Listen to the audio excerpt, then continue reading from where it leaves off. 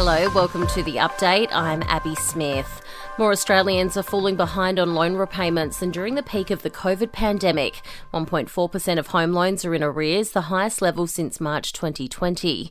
Applications for all types of credit have also nosedived in recent months. The federal government's proposed industrial relations changes are not being received well by employer and industry groups. They argue the changes, which offer casual workers a new pathway to permanent work, risk productivity, flexibility and jobs growth.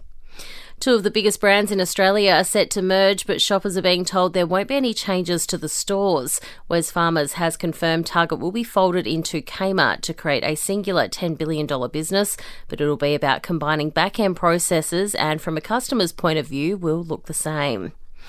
Overseas, at least 25 people have been killed in forest fires in Algeria as a heatwave spreads across North Africa and southern Europe. In Greece, a major fire emergency has forced the evacuations of nearly 20,000 people from the Greek island of Rhodes. The country's Prime Minister warning of difficult days ahead. We are at war, focused exclusively on the front with the fires. We will rebuild all that was lost and compensate those that were stricken. Back home, the Andrews government is set to settle a class action from public housing tenants who were locked down during the pandemic. Around 3,000 tenants will share in a $5 million settlement, each to receive a payment of $2,200, but they're yet to have an official apology. International swimming bodies are preparing to push ahead, staging an event for elite transgender athletes. The world first competition will take place later this year at a yet-to-be-named location.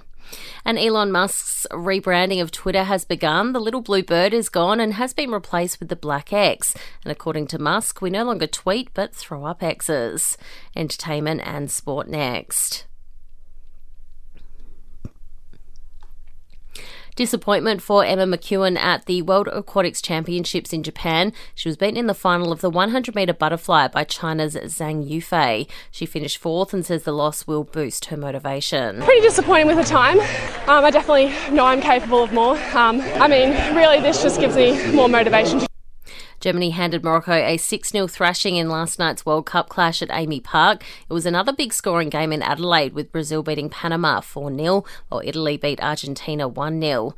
Meanwhile, the Matildas say they won't be taking Nigeria lightly in Thursday night's game in Brisbane. Defender Katrina Gorry says they deserve respect. They're going to be a tough team. They're physical, they're fast, they're technically really, really good. So I think for us, we have to be defensively on our A game.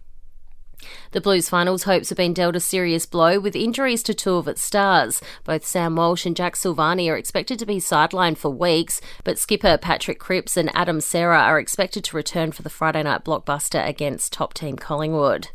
In cricket, England skipper Ben Stokes has rejected calls for a reserve day to be added to test matches in case of rain. It follows the fourth test draw at Old Trafford, the final day a washout. And in tennis, Novak Djokovic has pulled out of the Toronto Masters, citing exhaustion. The former world number one still recovering from his Wimbledon finals loss to Spain's Carlos Alcaraz. In entertainment news, Quentin Tarantino has joined in on the movie Barbenheimer craze. The Pulp Fiction director enjoyed both Barbie and Oppenheimer in their opening weekends in LA, with pictures posted to social media. The movie double has pulled in more than $230 million at the US box office. Sir Tom Jones has been left fuming after a decision to ban his song Delilah from Welsh rugby games. It's been a tradition to sing the chorus at games, but has now been banned for its problematic lyrics. But Sir Tom has told fans no one can stop them singing it in the stands.